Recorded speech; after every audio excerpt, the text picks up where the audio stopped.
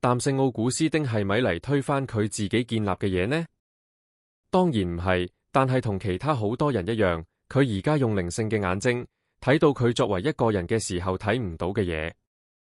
佢擺脫咗肉體束縛嘅靈魂，隱約睇到新嘅光芒，並且明白到以前唔明白嘅嘢。新嘅思想向佢揭示咗某啲話語嘅真正含義。喺地球上，佢根據自己當時擁有嘅知識去判斷事物，但當新嘅光芒為佢照亮之後，佢就可以更加清明正確咁去判斷佢哋。因此，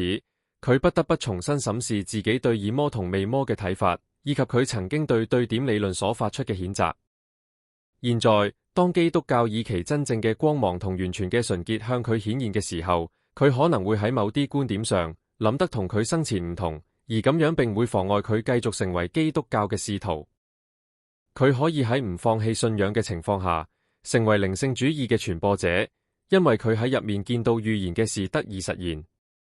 佢今日宣揚呢個道理，只不過係帶領我哋回歸到對文本更清明、更合邏輯嘅解釋。